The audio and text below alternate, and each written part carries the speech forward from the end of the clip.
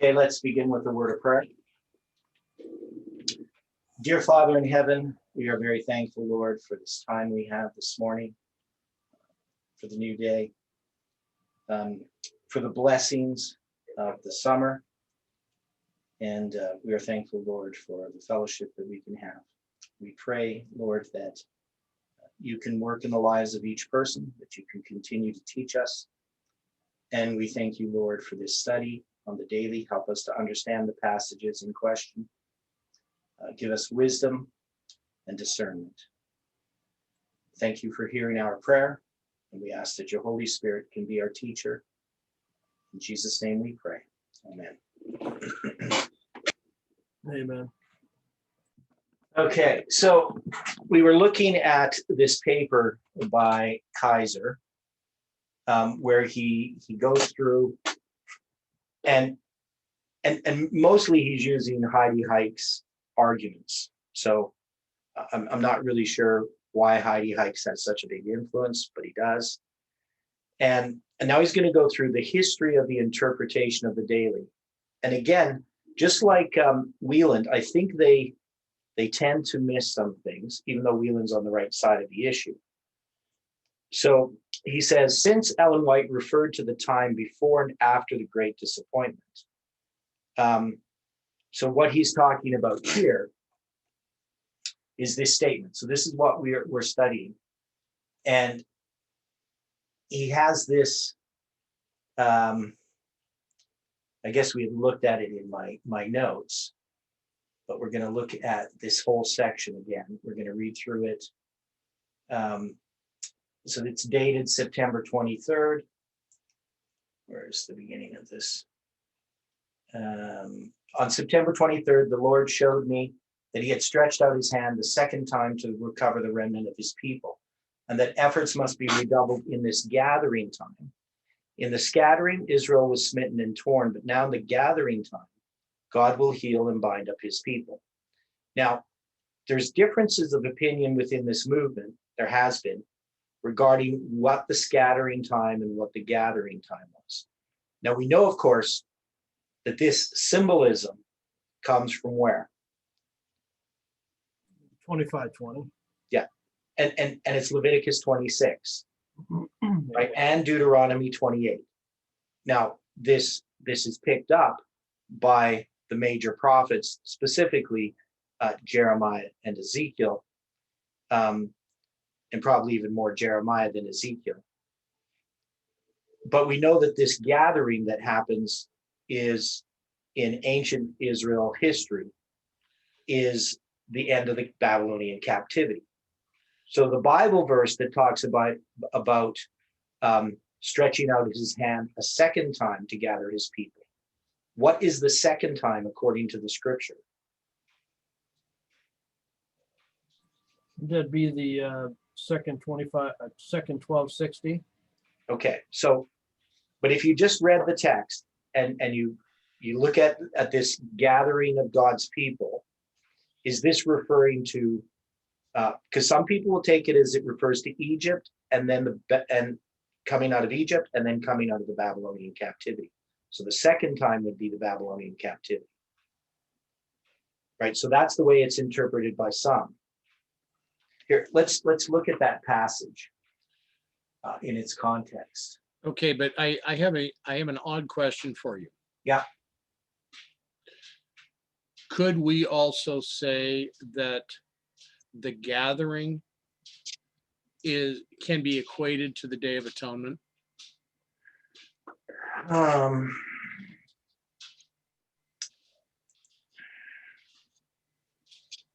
That's a good question. I don't know. I don't think you can. Well, here's my consideration. The Day of Atonement was to be the day that Israel was to give up all of their sins, and this was to go into the Most Holy for this remission of sin. Yeah. So it was actually it marked a time period where there would be a beginning to the celebration of the day of, or the Feast of Tabernacles, where Israel would technically be scattered throughout the other 5 feasts that preceded the Day of Atonement, and that they were brought together at the Day of Atonement. So it's just an odd question. Okay. Now, where is the verse that in the Bible? I must be getting the wording wrong. I'm trying to find it. Okay, which verse? What are you referring to? Where he's going to stretch out his hand a second time.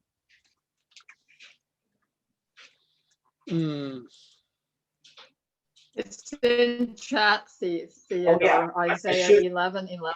Yeah, and we should know that. Okay. And what's the significance of it being Isaiah 11:11? Beyond it being a doubling? It's a doubling. And what about Daniel 11:11?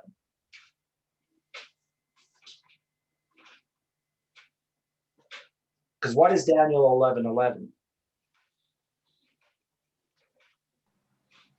Yeah. What's that? The Battle of Raphia. Yeah, so it's Raphia, right? And we also have a second application of that, right? Because it's a repeat of history and it's specific to this understanding here. So Isaiah 11:10, and in that day there shall be a root of Jesse, which will stand for an ensign of the people. To it shall the Gentiles seek, and his rest shall be glorious. And it shall come to pass in that day that the Lord shall set his hand again the second time to recover the remnant of his people, which shall be left from Assyria and from Egypt and from Pathros and from Cush and from Elam and Shinar and Hamath and from the islands of the sea. And he shall set up an ensign for the nations and shall assemble the outcasts of Israel and gather together the dispersed of Judah from the 4 corners of the earth. So this could not be referring to the Babylonian captivity ending. Correct?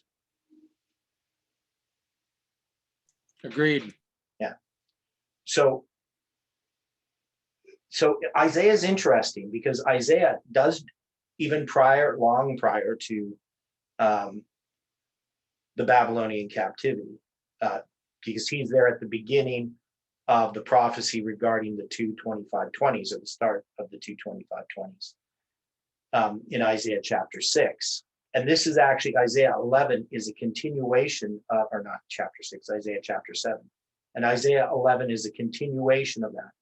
7, 8, 9, 10, 11, and 12 are all a continuation of these prophecies that are connected. First starting with literal Israel and then moving to spiritual Israel and to the end of the world. So this root out of Jesse. So what's the root out of Jesse?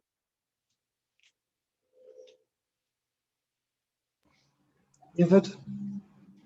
Okay, so you got David.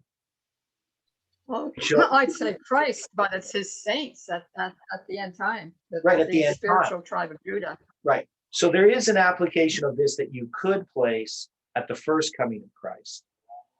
But this really has to be talking about the end of the world, not the first coming. But in Isaiah, the first coming and the second coming, a lot of times they're kind of tied together. They're not necessarily separated. So, obviously we could apply this to Christ, which shall stand for an ensign of the people. To it shall the Gentiles seek, and his rest shall be glorious. And you could say, in a sense, that God is stretching out his hand a second time. But that means Isaiah is talking about a second time when there hasn't even been the first time yet, because the first time is going to be the end of the Babylonian captivity, which hasn't even begun. So when he talks about a second time, that is, he is saying that there is an application of the end of this Babylonian captivity that's going to come to the end of the world. Yes, because Babylon is the symbol of the world. Right. So Isaiah has these prophecies that are really at the end of the world, even though many people have tried to apply them to Christ. But some have even tried to apply this like to the second time is being the end of the Babylonian captivity, but nothing like this happens at the end of the Babylonian captivity. Now, of course, Protestants, evangelicals, messianics, they would apply this to what happened in the mid 1900s, right? So with the establishment of the Jewish homeland, with the state of Israel, and so forth, they try to apply this there. But of course, this is not talking literally, it's talking spiritually. Yeah, I was thinking the second time could mean the first time, okay, man was sinless, woman was sinless, but had a choice. The second time, God is going to raise up a people that are going to be sinless at the end of time by his power. We choose to be so Christless that we choose not to commit sin. We choose to send our sins forward to be cleansed. You know, that's what I'm seeing in this. Okay. I'm not sure exactly what you meant. I mean, about the first time.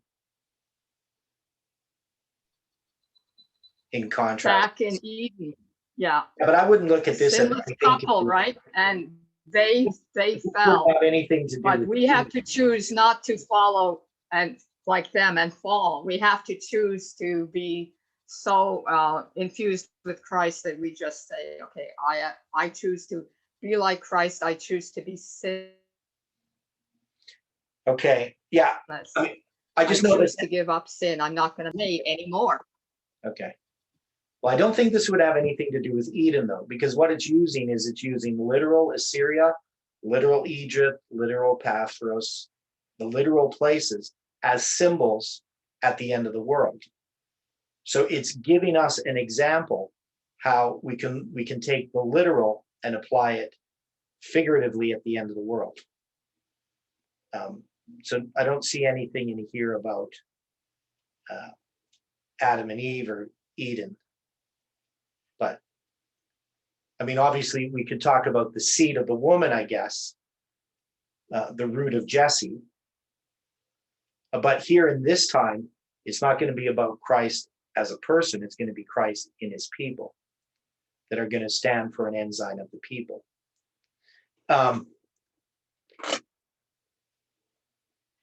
Does that make sense, Angela?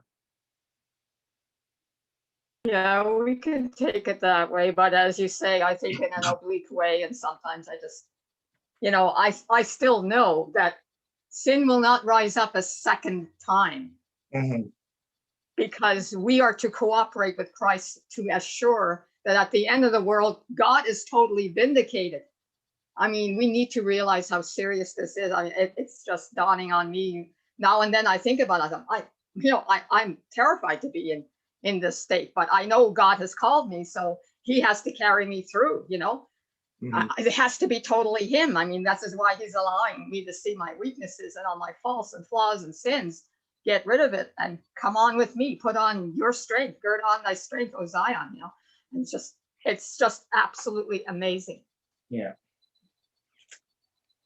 Okay, so when we look at Ellen White's statement, in the scattering, Israel was smitten and torn, but now in the gathering time, God will heal and bind up his people. So she's paralleling the scattering that happened under the captivity, and then the gathering time that occurred at the end. She's paralleling this with what history?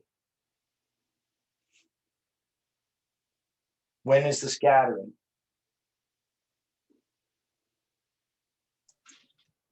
Up until 1798.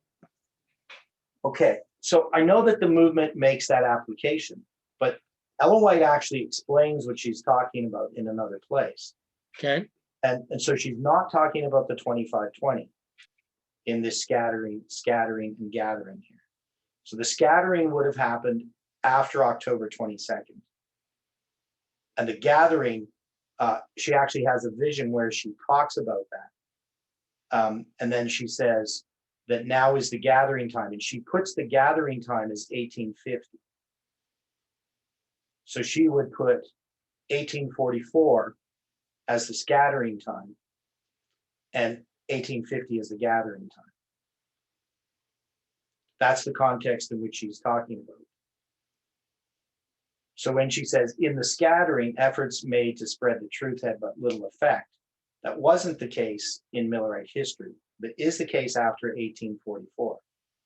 Accomplished but little or nothing. But in the gathering, when God has set his hand to gather his people, efforts to spread the truth will have their designed effect.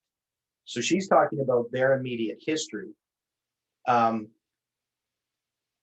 of how they have tried to do this work. And basically, nothing was happening. After 1844, things continue to disintegrate, to fall apart. The movement is falling apart.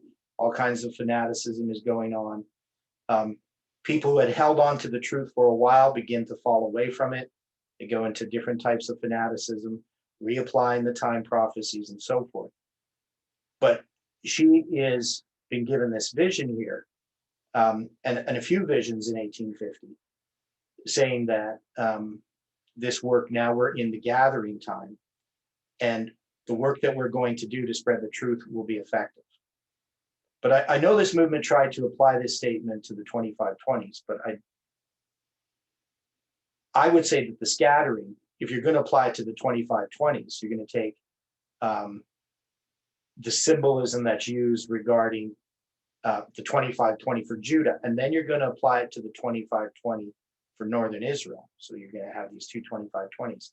The scattering in that context is the first 1260, and the treading down is the last one, though in a sense you could say the scattering kind of continues through the whole Now thing. we're wanting to apply it to July 18th. Yeah, well, we do apply it to July 18th. And we would have to, because we can see the parallel between October 22nd and July 18th for this movement. Now, of course, that's within this movement itself. It's not on the line of the Levites, and it's not on the bigger line. Just within this movement itself, we're in a scattering time, and then the gathering time will happen. So we're not. I don't know when that is, but we know that you first have the scattering time, and then you have the gathering time, and that's what was happening then. Now, it's important to understand this context as she goes through and talks about these different issues.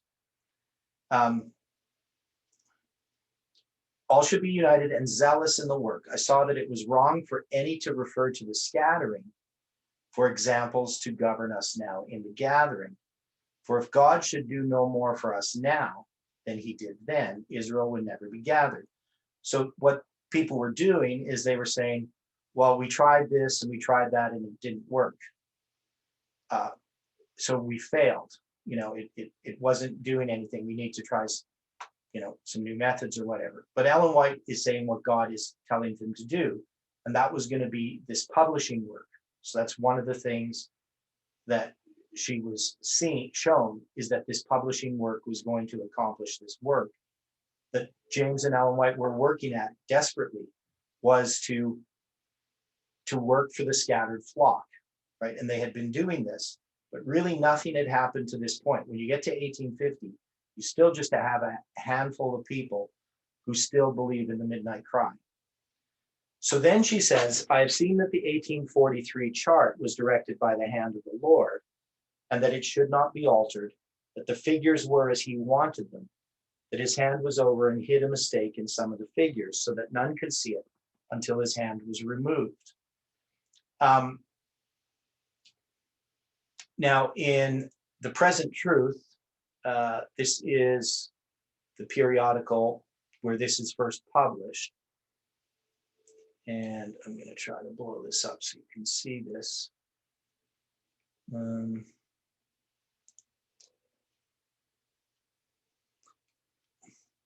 It's not really easy to look at. So this is pretty much the same. And we can see that that word time here is in uppercase. But you're going to see that there's this paragraph division that's going to happen that doesn't occur in when you see it in early writings. Okay, but the portion that you're referring to from early writings is above where you're referring to right now. Right here.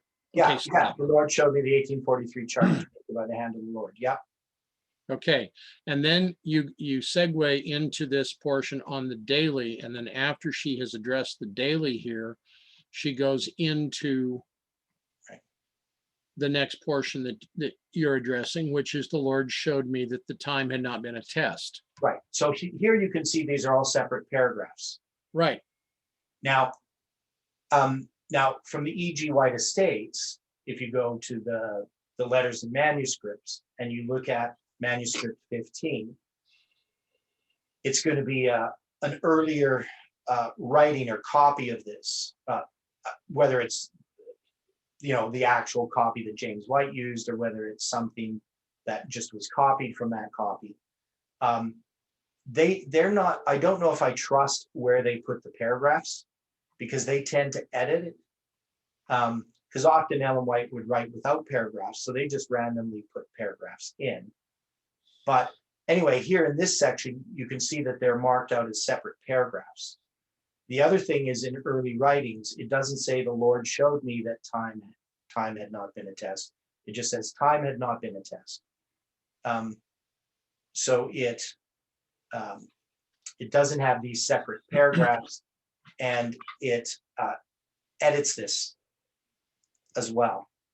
So Okay. yeah, Well, so, one of the points in support of what you're saying here, yeah, there were some articles that Mrs. White submitted for publication in the Signs of the Times in 1879. okay, These articles had originally been published in Spirit of Prophecy, yeah, but when they were submitted to the Signs of the Times, they chose to remove the "I was shown" portion throughout these articles because they felt that they were writing for a much broader audience, ones that may not fully believe what Mrs. White was saying or accept her completely as a prophet. okay, yeah. So yeah, so these often are changed for publication. Now in here, like he's going to talk about the passage that has been used in support of paganism view that is still used in support to support both interpretations is found in the book Early Writings. It is part of a larger passage that actually combines two visions and includes some additional notes. So I'm not sure what specifically he's referring to, unless he's referring to the October 23rd vision. But he says the first vision occurred on September 23rd, 1850, and dealt with the gathering of Israel, the dates of the 1843 chart, the daily and time setting era of going to Jerusalem. The second vision is given on June 21st, 1851. So obviously that vision, the second vision there, in June 21st, 1851, could not have been in the issue of the present truth in November of 1850. So he's kind of stepping around. He's not addressing the present truth publication of this, which is the first time it's published. He only talks about the book, A Sketch of the Christian Experience and Views of Ellen G. White, which is first published in August of 1851. And then he says a part of the second vision was inserted. Now, then this is not quite correct. So I guess I'm going to go to my paper and we'll look at it there. So this is kind of an interesting, to me, it's fascinating just how sloppy people can be. And, I'm kind of surprised at it to some degree, especially that the Ellen G. White estate does some of these same errors. So this is the Present Truth article. Now I do have the original, but this is easier to read and it's identical. So you're going to have this whole first section, which is going to be a vision from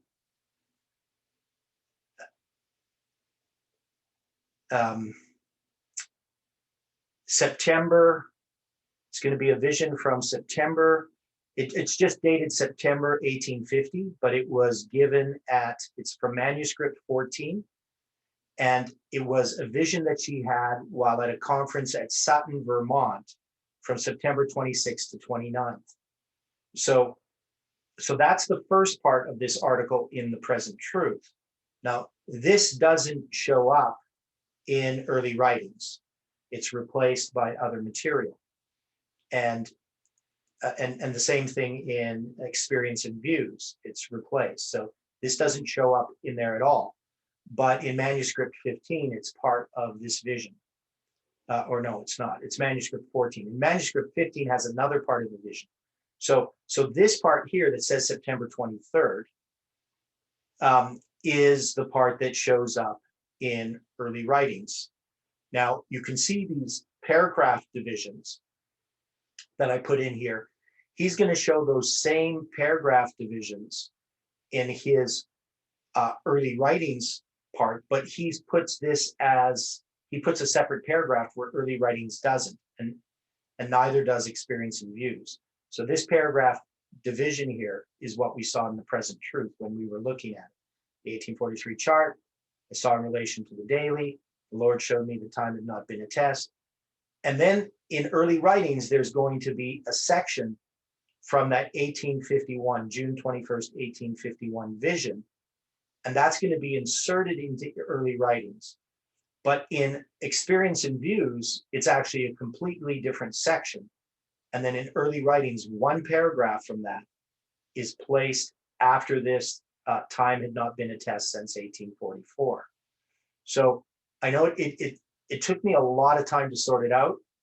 And it's not an easy thing to understand just because of how these different paragraphs have been arranged at different times and without the clear markings of what's being referred to. So here you're going to see he has the same paragraph divisions that you see in the Present Truth. But in the Present Truth, it's going to say, I was shown that time has not been a test since 1844. Also, this word here is going to be in uppercase, and he's underlined and marked some things. So he has a view of how these things fit together, that they're all a continuous thought. So the next point after this gathering, so that you have the scattering and the gathering time, then you're going to have this reference to the 1843 chart. Now, in asking the question, why does Ellen White refer to the 1843 chart here? Is this in any way connected to the previous thought? Now, they're going to try to make this all be a continuous thought. But I have seen, then I saw, it doesn't necessarily mean it's not connected. But there's no reason to believe that this is just flowing naturally, connecting one thing to the other. So when I've seen the 1843 chart was directed by the hand of the Lord, what would that be referring to? Why would Ellen White mention this in connection with the gathering? What's the issue that's happening in her day at that time in 1850?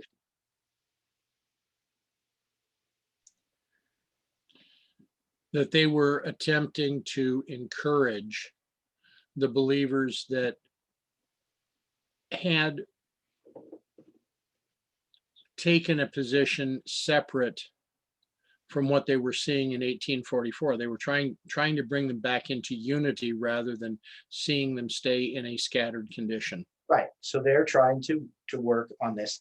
Now, if we put, I've seen that July 18th was directed by the hand of the Lord, we could understand it in our context. Right. The figures were as he wanted them, but his hand was over and hid a mistake in some of the figures so that none could see it till his hand was removed. And we could say that about July 18th. Not that the numbers were wrong, but that, and this is a thing too about, because there is a mistake in some of the figures on the 1843 chart. Now, do we have a mistake in some of our figures? Yes. Okay, what would they be? We were wrong as to the event, but not as to the time. Okay, so that's a little bit different than the 1843 chart having a mistake in it. But we were mistaken in how these numbers worked within the whole structure. That is, we didn't see the whole structure yet. So we had drawn a conclusion about an event. And this is what I was trying to deal with Odilio on Sunday, because Odilio has gone back and looked at Nero. And a bunch of light is coming from understanding that.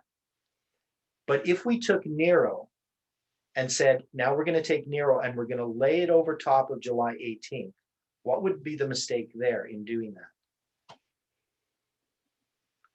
Is it wrong to do that first?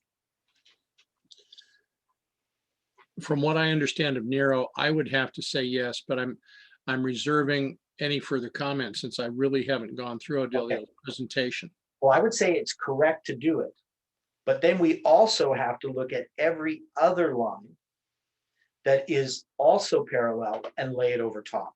So if all we did was take Nero and say that we need to look at our history in connection with that. Now, there's a number of things that Odilio did that I didn't think were correct. So first off, he's going to compare the burning of Rome by Nero, which Ellen White in one place says it was rumored that Nero had begun it, started the fire, or had the fire lit.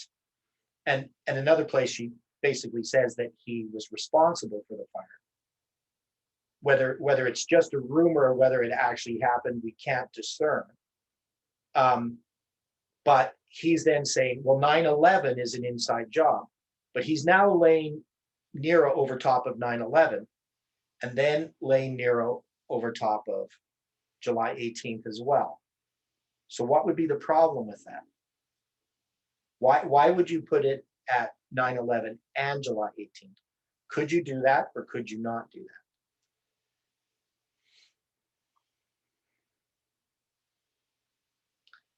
Because if he believes that Nero's burning of Rome was a false flag, then you could say the same thing of 9/11, if you could say that, if you could put it over top of that. But then could you also place it over top of July 18th and then argue July 18th was a false flag? That is his premise, isn't it? That's his premise. But what's wrong with it? Is Nero's the only history that we have? No, it is not. Is it a primary history? No, it is not. No, it's not. So what are the primary histories we have? Augustus, Tiberius. Okay, so we could say the primary histories, there's actually quite a few. We could say the destruction of Jerusalem in 586, the destruction of Jerusalem in 70 AD.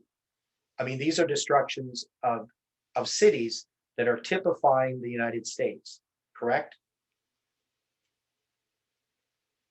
Agreed.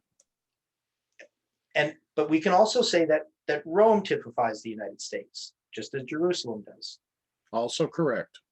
And we have also looked at Daniel 8, and we started to recognize that we could apply that to Rome and to Jerusalem. Correct? That Yes. the place of his sanctuary, which we have applied to Rome, traditionally in this movement, can also be applied to Jerusalem. So there's a connection between Rome and Jerusalem. Now, what does Rome represent?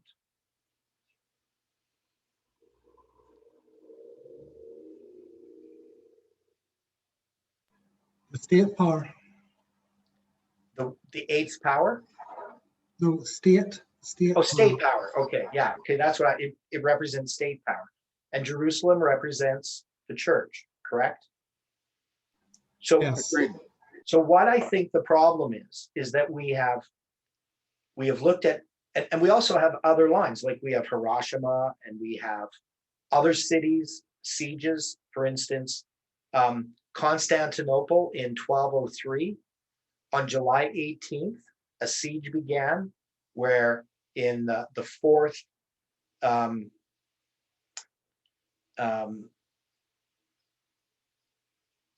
are they called? Crusade. Crusade, the fourth crusade, they came to Constantinople and they began the siege on July 18th. And they ended up taking Rome, or Rome, the papacy ended up taking over Constantinople. And we have 85 years later that Constantinople is taken back again from Rome by Eastern Rome. So it's kind of interesting, but the date that it occurs on is the 10th day of the 5th month that siege ends. So you have a siege that begins on July 18th and a siege that ends on the 10th day of the 5th month, both dealing with Constantinople. Quite a long time before Constantinople falls in 1503 or 1453, right? So, and we have other things. We have Vesuvius, we have the city that ends up becoming Mexico City, its siege being on August 11th, ending on August 11th. You just have all of these different types of events that all, in some ways, are related to July 18th, but you can't take one of them and then take some aspect of them and say that it applies to July 18th. So I think that's part of the problem, is we have to take all the evidence and place it together. Now I say this in context of the figures were as he wanted them. We know that God directed this movement in its prediction of July 18th. Now we have taken the position that those that rejected July 18th basically have closed their door. But there must be some who have been deceived, who still that we could labor for. I mean, most of them won't even contact us. So it's pretty much impossible to do any kind of labor for them directly. Though I know that there are some people who continue to read my papers on academia. So I find that interesting. And even people from the Omega who read my papers on academia. So every time a new paper comes out, there are certain people who are going to read them. Now, why they're reading them, I can't tell you what their motives are. But if the truth is they are presented, they have an opportunity to see it. And some of us do have influence with certain people. We still have contact to some degree with different people from various times. So, there is a work that needs to be done. But we know primarily the main purpose of this movement is to give a message to Seventh-day Adventists. Now, the next part is, then I saw in relation to the daily that the word sacrifice was supplied by man's wisdom and does not belong to the text, and that the Lord gave the correct view of it to those who gave the judgment hour cry. So this we've studied into. We understand that the daily is paganism. Now, what they're trying to argue here, and you're going to see this, is he's going to try to argue that this has to do with the time elements of the daily, the 1290 and the 1335. So it's not about, to them, it's not about the daily being paganism. It's about the time elements. But can you separate the daily being paganism, being taken out of the way in 508, and the papacy being set up 30 years later? Can you separate it from these time elements?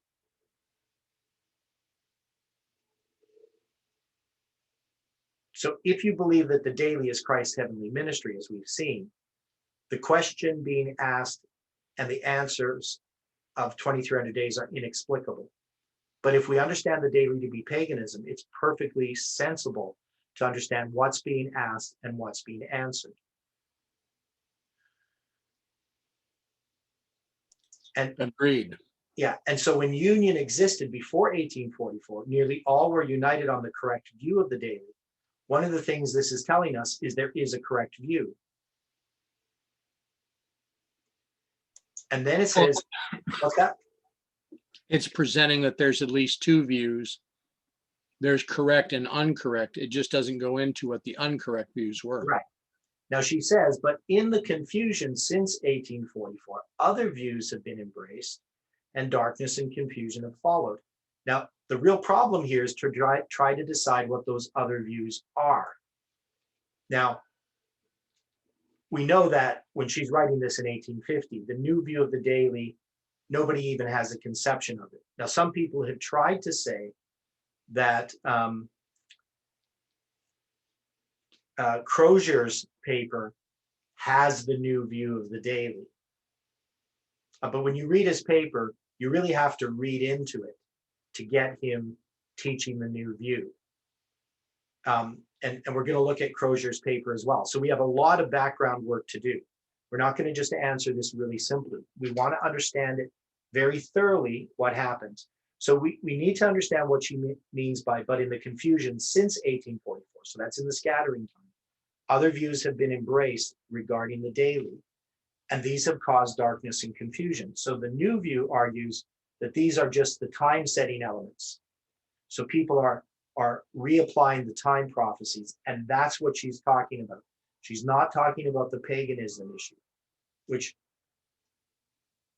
to me, I just don't see how you could say that, because it's all tied together. You can't really separate them. So you can see here he has this paragraph separation, but he doesn't have the words, but the Lord showed me, time has not been, or I was shown by the Lord, or whatever the word is she uses here in the original, because in different places it's actually worded differently. Time has not been a test since 1844 and will never again be a test. Now, so he puts this as a new paragraph, though in early writings, this is part of the previous paragraph. And this next section, the Lord has shown me that the message of the third angel must go, is from the vision of June 21st, 1851. So this is in Experience and Views. It's actually in its own section, and this is only one paragraph from that section. So when a person's going to have to, like, I don't want to go through my whole paper where I go through and deal with all of the detail here, because it was a lot of detail to track down these manuscripts and sort of match the different statements and how they were edited at different times of publication. But this here does not originally belong with this. Now, of course, Ellen White in 1882, when they put Experience and Views into early writings, they're going to take this section from Experience and Views, that's a completely different section. I believe it's on page 48 and 49, this vision. And they're going to move it into here, which is on page 61 and 62. And they're just going to take the one paragraph. So one of the things I found odd is that Experience and Views in early writings is not the same as Experience and Views as it was published in August of 1851. So quite interesting that Ellen White chose to do this. But now she's going to put this statement together. So she's choosing to do this in 1882. I don't know why the guy put the paragraph split here, why he didn't have this attached to the previous paragraph, and why he didn't put any of those paragraph divisions there, but he did for some reason in putting together his paper. We can see then that this is not connected to this directly. That is, this is in 1850 and this is in 1851. Now, What's happening in 1851 is she says, I saw that some were getting a false excitement arising from preaching time, but the third angel's message is stronger than time can be. I saw that this message can stand on its own foundation and needs not time to strengthen it, and that it will go in mighty power and do its work and will be cut short in righteousness. So in 1851, you had some people setting time. And we're going to try to dig into this. I'm still trying to dig into who this was that she's referring to. And then you're going to have this section. Then I was pointed to some who are in the great error of believing that it is their duty to go to Old Jerusalem and think they have a work to do there before the Lord comes. So this is Sister Minor. So we're going to have to look into Sister Minor in more detail. We already have addressed this. Sister Minor is in 1851. She had gone already to Jerusalem. So she'd been there. And she went there in May of 1850. So Ellen White is talking about Sister Minor. She's going to mention Sister Minor by name in the original account of this vision. But in early writings and experience and views, Sister Minor's name is taken out. Here, I'm going to go to that. Go to it in my paper.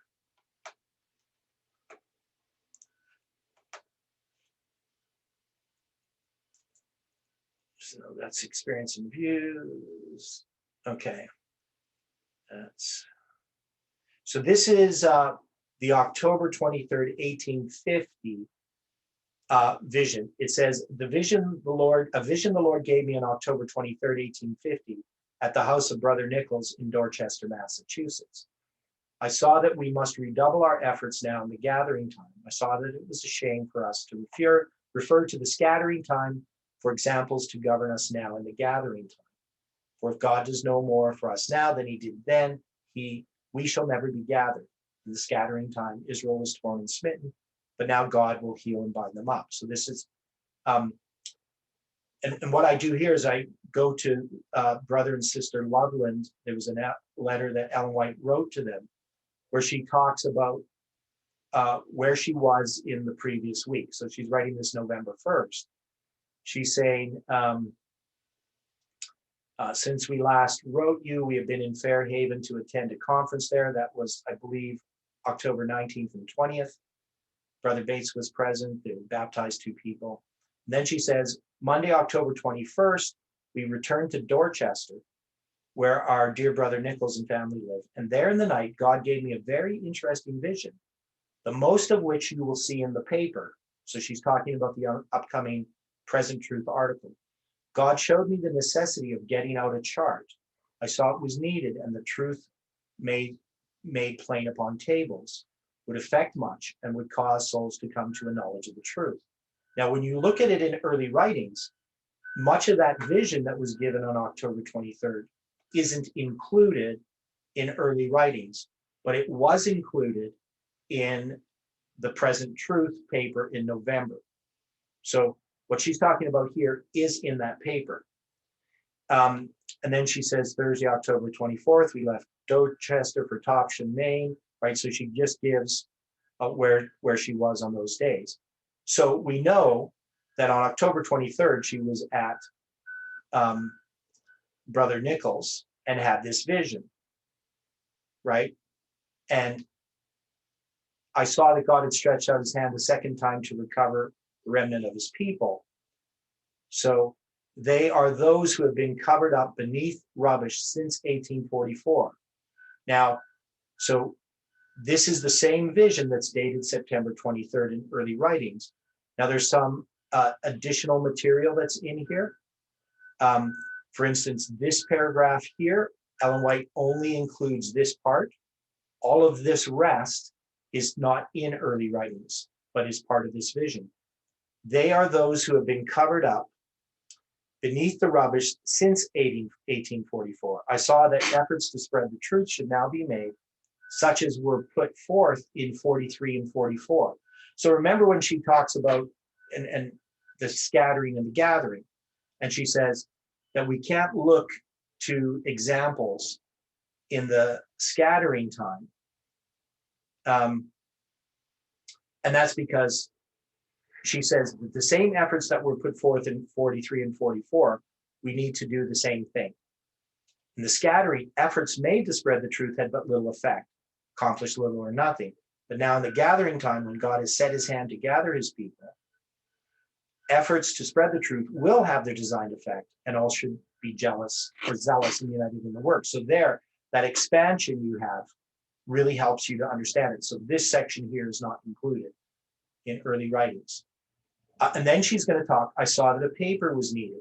So this isn't included in early writings. So this part here of this vision. I saw that the truth should be made plain upon tables. That the earth, and so she's going to talk about the new chart. So again, this isn't included in early writings, but it is included in the present truth article. So we can know that the vision that she had here is the present truth article vision, and it's October 23rd, not September 23rd. I saw that the old chart was directed by the Lord, and that not a peg of it should be altered without inspiration. I saw that the figures on the charts were as God wanted them, and that his hand was over and hid a mistake in some of the figures, so that none could see it until his hand was removed. So there's all these different things that she's going to talk about. I saw this, I saw that. A lot of it has to do with the Sunday law. And then she's going to go on. And then she says, then I saw the daily. So in early writings, they're going to take this part that's published in October, in November of 1850. They're going to take this, well, actually what they're going to do is they're going to take this section that's going to start on September 23rd. I saw this stuff, which is the first part. And then they're going to add this paragraph. So they're going to take this paragraph, and it's going to end up in experience and views. So I saw the daily, and you can see here, then I saw the daily that the Lord gave the correct view of it to those who gave the first angel's message when union existed before 1844. Now, it doesn't have all the capitalization and stuff. This is a handwritten letter. When union existed before 1844, nearly all were united on the correct view of the daily, but since, in the confusion, other views have been embraced and darkness has followed. And then it says, I saw that God had not made a test of time since 1844, and that time will never again be a test.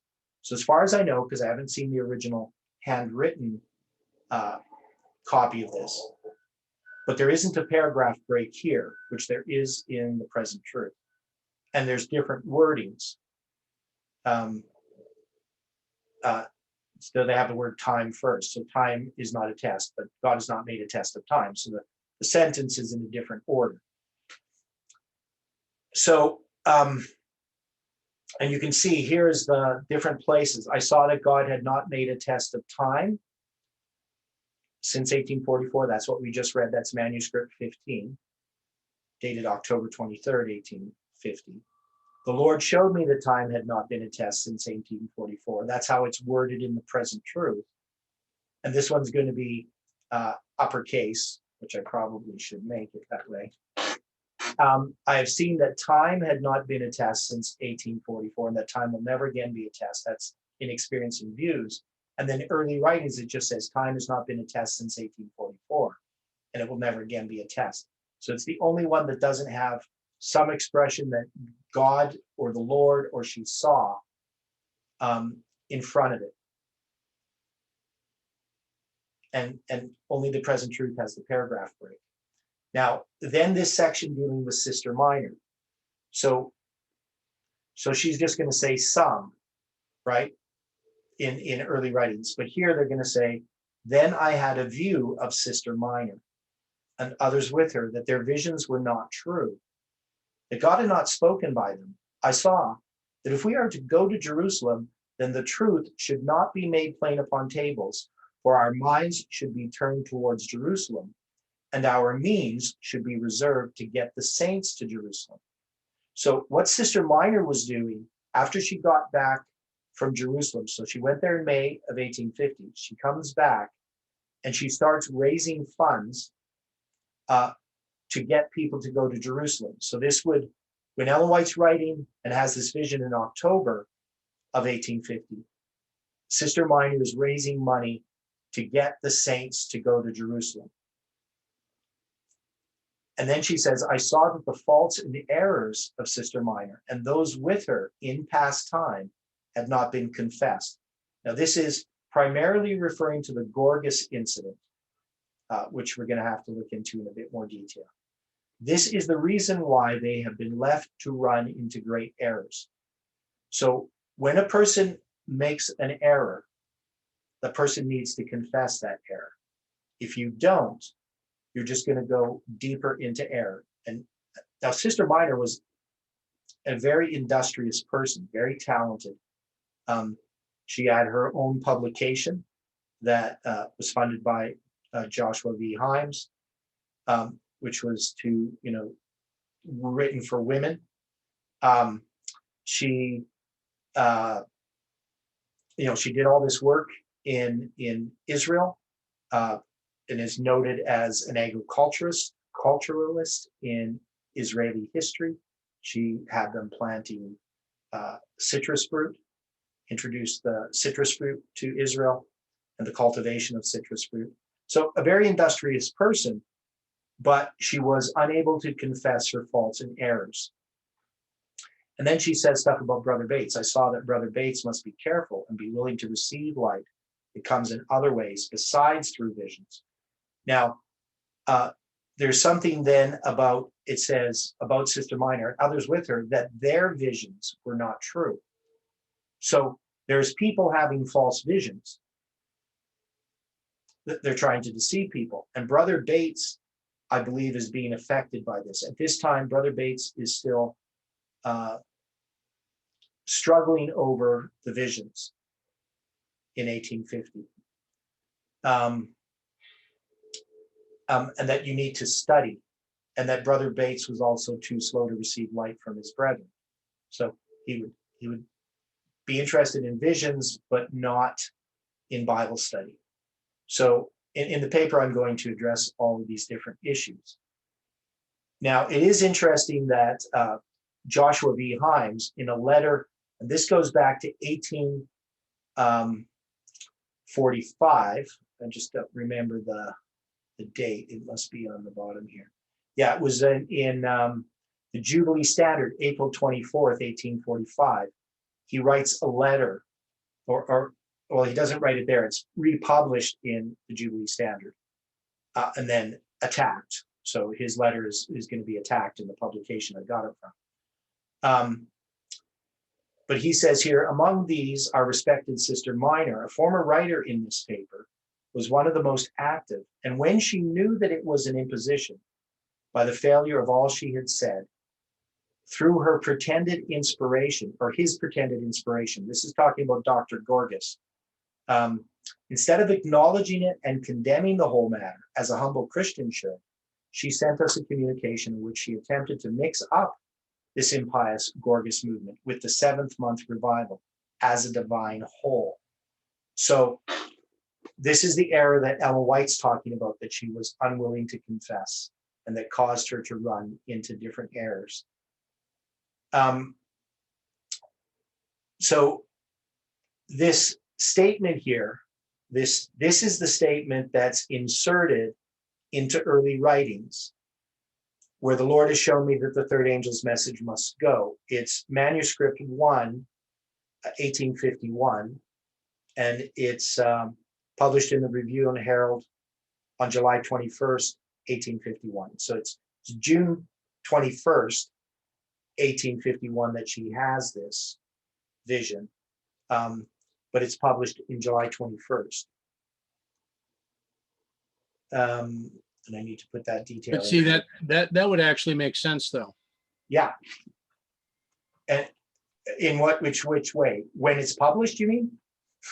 No, it makes sense that she had the vision June 21st, and it would take them a month almost to get that published because Right. of, okay. Yeah, but it's also interesting, the date that is published is July 21st, 1851. Of course, because it's midnight. Yeah, and this is 7 years to the day since midnight. Agreed. Yeah, so pretty interesting. So, dear brethren, the Lord has shown me the message of the third angel must go and be proclaimed to the scattered children of the Lord, and that it should not be hung on time, for time never will be a test again. I saw that some were getting a false excitement arising from the preaching of time, that the third angel's message was stronger than time can be. I saw that this message can stand on its own foundation, that it needs not time to strengthen it, and that it will go in mighty power and do its work and will be cut short in righteousness. I saw that some were making everything bend to the time of this next fall. That is, making their calculations in reference to that time. I saw that this was wrong for this reason. Instead of going to God daily to know their present duty, they look ahead and make their calculations as though they knew the work would end this fall, without inquiring their duty of God daily. So one of the things that she's talking about is they're making all their plans as if Jesus is going to come back in the fall. Now that couldn't include Sister Minor, because Sister Minor is raising money to go to Jerusalem. So if she believes that Jesus is coming back in the fall, for her to be there involved in this time setting, wouldn't make any sense. Now she's going to go back to Jerusalem in November of 51. So basically a year after Ellen White first wrote about her. And that this statement here about those doing time setting is disconnected from anything Sister Minor is doing. So when it's placed in early writings, I can understand Ellen White later placing it in the context about time never being a test again. So she takes this passage, which was in Experience and Views in a completely different section. She takes that section out of Experience and Views and just takes these paragraphs relating to time not being a test, and that it's not connected with the third angel's message. So as you can see, this is going to be quite interesting as we start to sort through this. So here in early writings, you're going to have time was not a test. Then I was pointed, and I don't know if this is early writings or this is, because he doesn't have that paragraph. Let me see. Oh yeah, here he does. So this is early writings. So this section here is actually just one of those paragraphs that we looked at from the vision in June 21st, 1851. And then it jumps to Sister Minor. So the impression in early writings and the way that they're taking this is that this is a continuous series of thoughts, and that's how they're going to address this. Okay, so now we're getting up to this part, the history of the interpretation of the daily. Since Ellen White referred to the time before and after the Great Disappointment, I will provide an overview of the arguments and the developments on the topic of the daily during those times. Further, I will also present some information on the time of the conflict that will serve as background to Ellen White's advice and counsel. So he's going to really start to muddy the waters. He already has, right? So he's sort of misrepresented the information, but I don't know if it's intentional, other than that other people have already done this for him. So he's not really aware of the history and the context of these statements. He's putting them all together as dealing with one event or one thing that she's trying to address. When definitely it's not the things that she's addressing are not the things that he imagined she's addressing. So he says here, when the Millerites recognized that the word sacrifice had been supplied by the translators of the Bible, and the use of the term tamid in Daniel differed from its common Old Testament usage, they excluded the Old Testament background of the term and concluded that the term hatamid would be an adjective which still needed a noun to qualify. Is that true?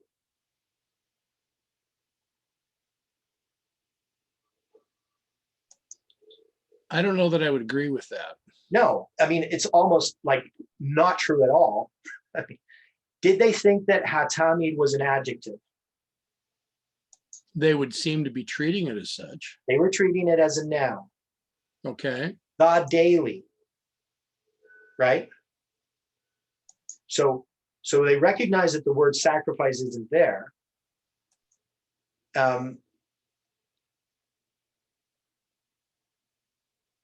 So they're now taking it as a noun, not as an adjective. But also, have they excluded the Old Testament background of the term?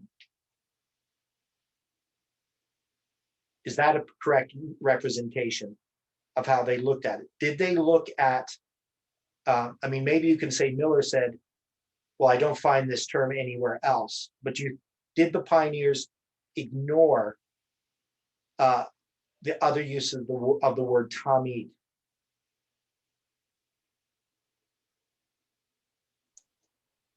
We would say that they didn't. right. Right? They understood this. They understood it as the continual. They understood it as paganism. So when they looked at the use of the word, they could see that it was talking about paganism was this continual. And this is what Whelan shows. So since in Daniel 8:13, he says, the text reads the daily and the transgression of desolation, they considered desolation to be the missing noun. Again, that's not true. So now you could argue that they said the daily desolation and the transgression of desolation. And they do make that argument. I think it's Uriah Smith. But Yeah, I was just gonna say, I think they got that from Smith. right, but I don't think that that was the argument that was made by Miller or his associates. They weren't saying the daily desolation and the transgression of desolation. That's Uriah Smith.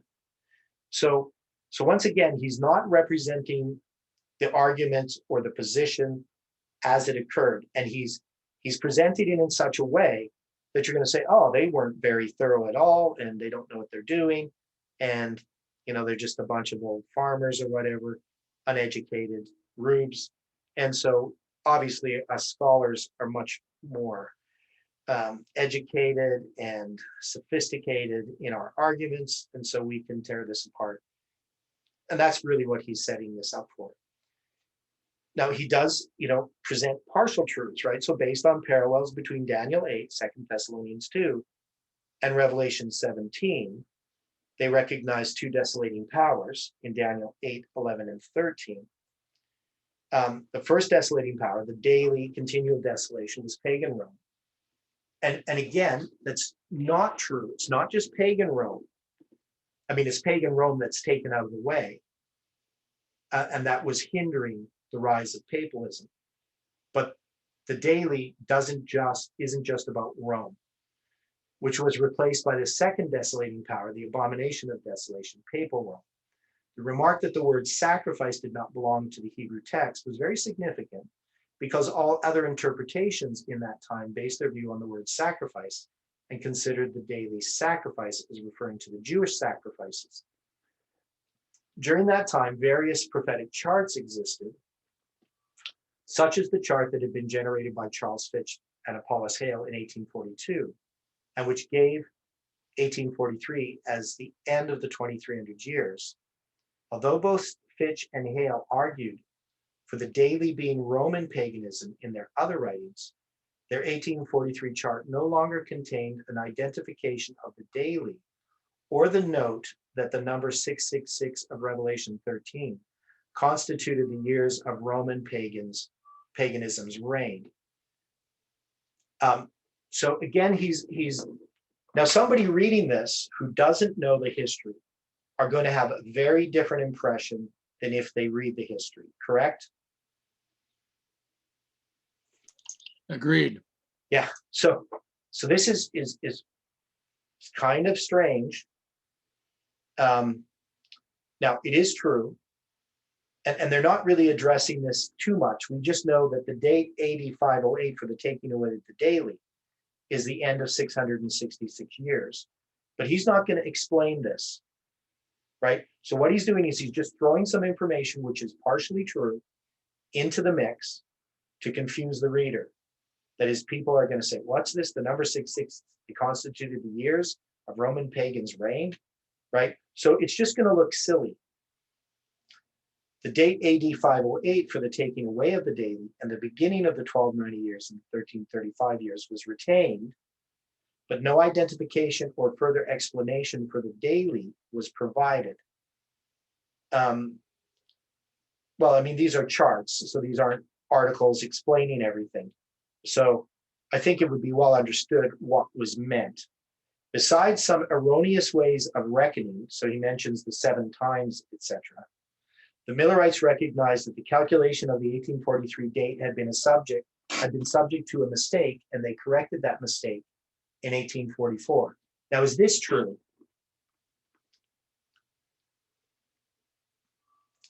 Did they recognize the mistake in 1844? No, No. They recognized the mistake in 1843. At least in 1843, maybe even in 1842. So after they had printed the chart in May of 1842, at that time, the year 1843 referred to January 1st, 1843 to December 31st, 1843. That was the year 1843.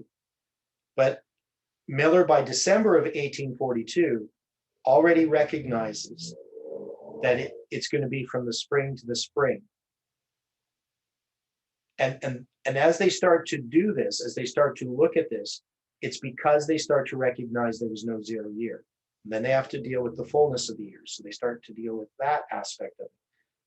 Where did the decree go forth? What date are we going to mark for that?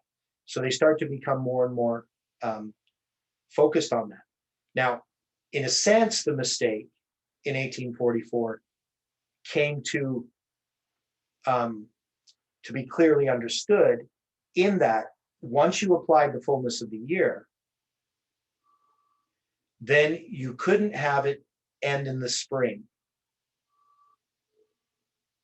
because that would have to mean that the going forth of the commandment occurred in the spring. And so when you start to look at it in connection with the 70 weeks, Samuel Snow starts to recognize that it's going to be in the fall. That's how he's going to address it. It's going to be in the fall of 457 to the fall of 1844. That's going to be 2,300 full years. Okay, so these problems here, you can see somebody who's just reading this paper, and you're going to see the same thing with Heidi Hikes. They really misrepresent the history. Now, this disintegration and gathering period. So he's talking about the scattering and the gathering. The period between 1844 and 1847 was marked by various divisions and splits. These were not only manifested by splits into different groups, but also by contending theological solutions for the disappointment of October 22, 1844. These differing paths led some groups into such extremes that they totally disintegrated.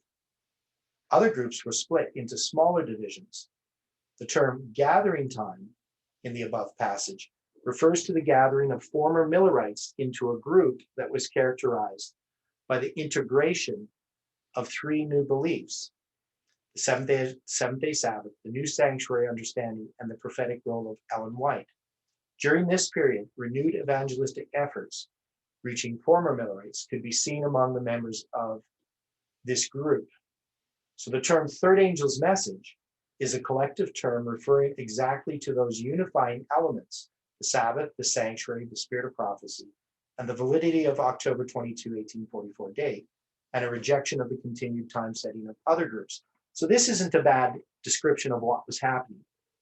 So when Ellen White talks about the third angel's message must go, she's talking about these truths that they found, which are going to be put on the 1850 chart. So he's, of course, dealing with this view of the daily. So the early Seventh-day Adventists followed the Millerite interpretation of the daily.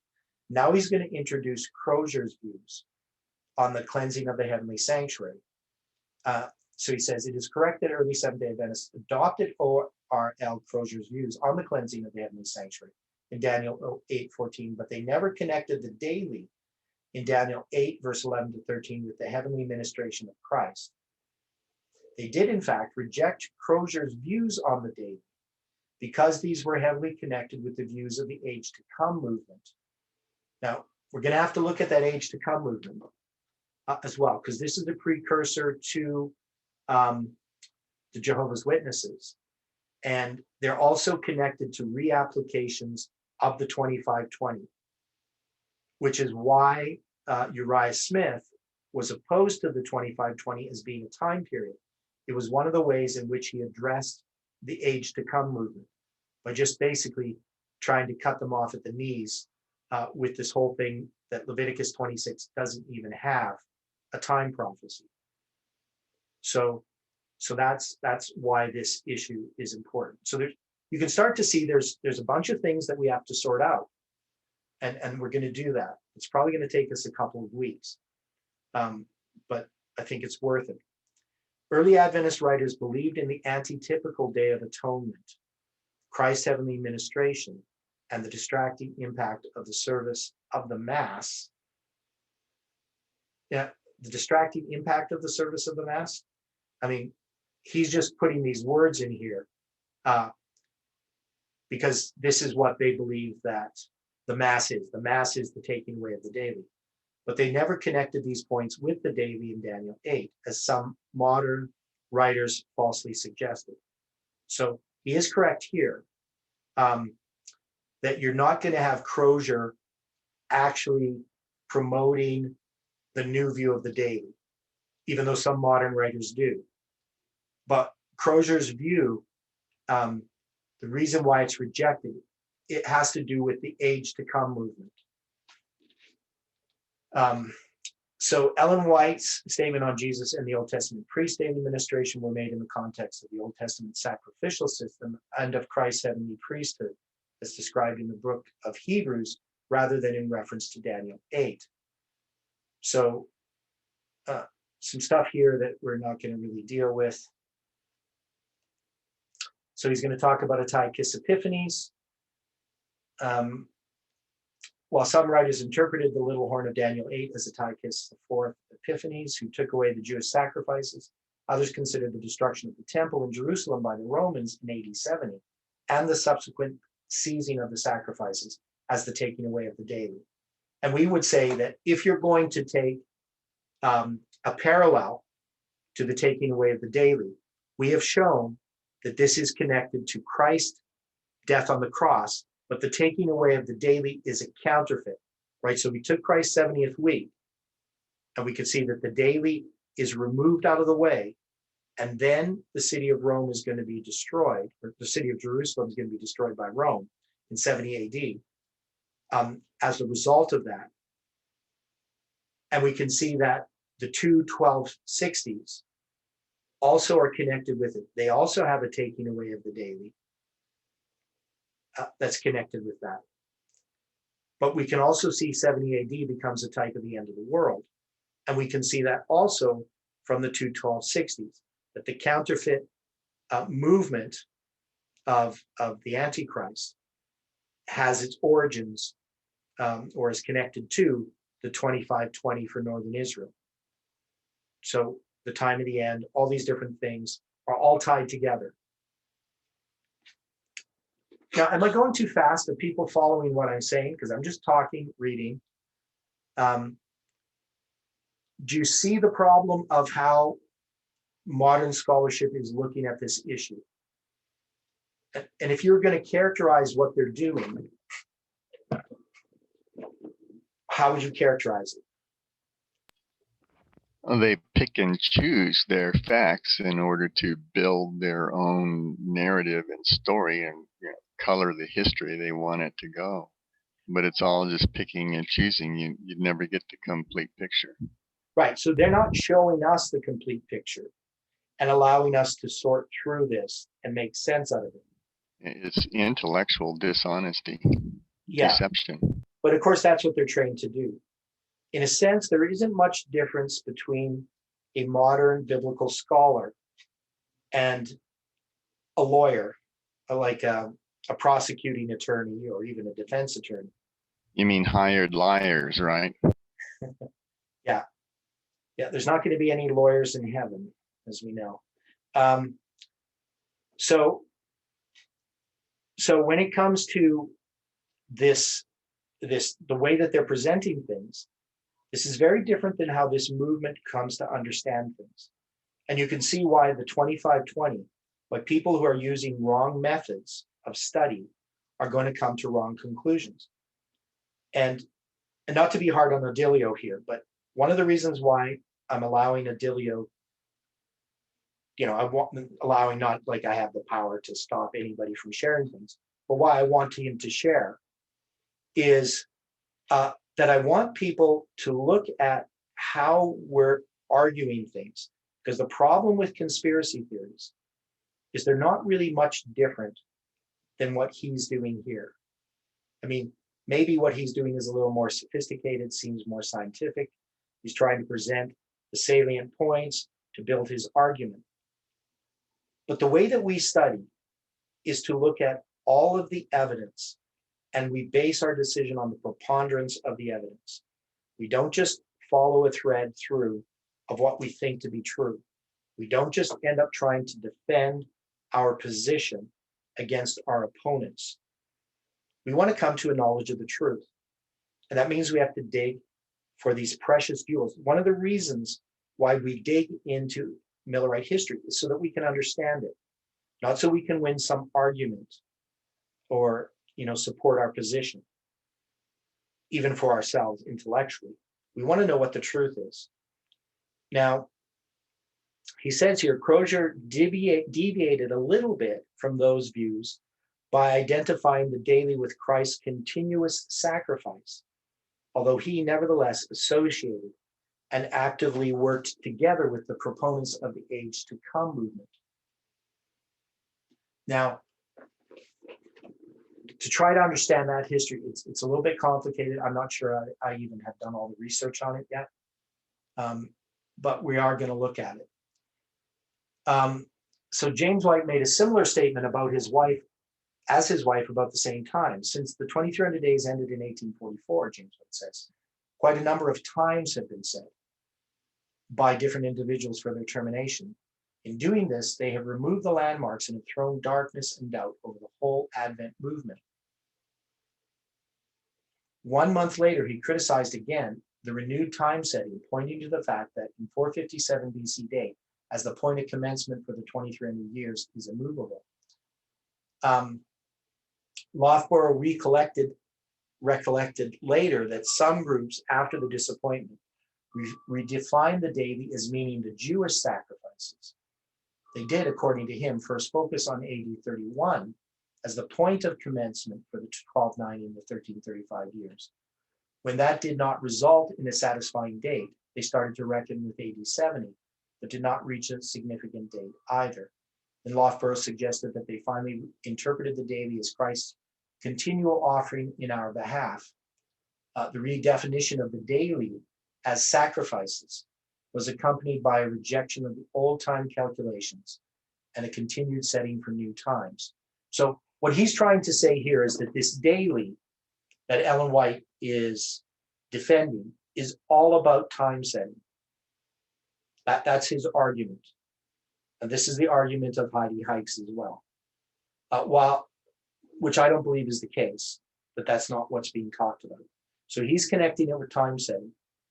While until the 1870s, these interpretations were strongly attacked in Adventist publications, later the criticism ceased when such views apparently faded away. Then explanations of the daily became less frequent and more concise. Statements made by Millerite writers on the topic received greater attention than the study of the issue itself. The sociological aspect attached to the discussion of the daily was summed up well by Stan Hickerson when he suggested that Crozier's view on the daily was connected with all the wrong people, which made an acceptance of that view rather unlikely. This subconscious influence was also at work in the discussions of the following period. So this is not really a correct representation. Well, by the time, yeah, I was going to say, by the time Maxwell writes God Cares 1 and 2, he's just fully soaked in the new view, more scholarship everywhere else, pounds the new the daily drum, all books entered nowadays. Yeah. So now they're going to start dealing with 1900s. So we're actually not going to go to 1900s yet. So basically, this history that he has outlined, we're going to try to go through and piece it out of what was happening in 1850 with Ellen White's statement. So we know a little bit of how they muddied the waters for us, but we want to clearly mark that out, because I don't see any reason to connect her statement about the correct view of the daily to something about time setting and to Sister Minor.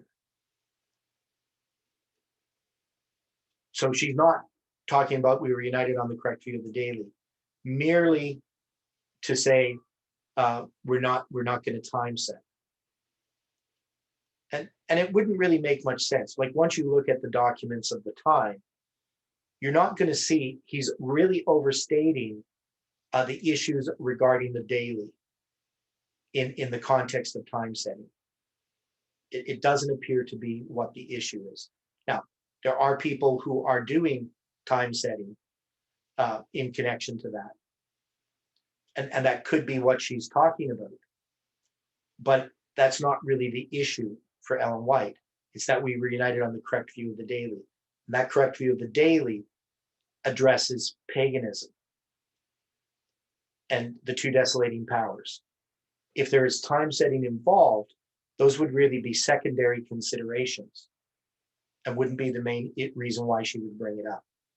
So we're going to look at this. We're going to try to dig this out further. Okay, any final comments on this? You can see this is a lot of work, isn't it?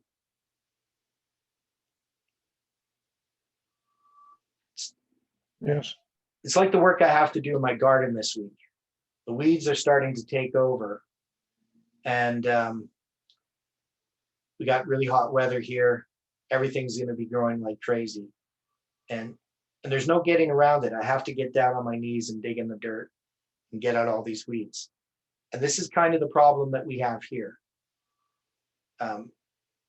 Some people just go between the rows with like some kind of cultivator, but you have to get around the plants and you have to really start digging into the actual problems. And this is where we're dealing with. It's real work. This isn't something that we can just, quickly brush aside. It has to be done. So, and it's also really important for my paper that I'm working on to really nail down what's happening here.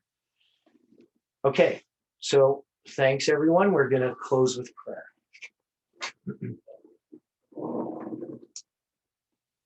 Dear Father in heaven, we are very thankful, Lord, again, for the time that we have had and for your presence. We know that we have been challenging our minds each morning, but we are thankful, Lord, that you have given us the ability to think about these things. Help us to continue to study and to pray. Be with us today in all the things that we do, and bring us together again, Lord, to study and to understand your word. Thank you for hearing our prayer. In Jesus' name we pray. Amen.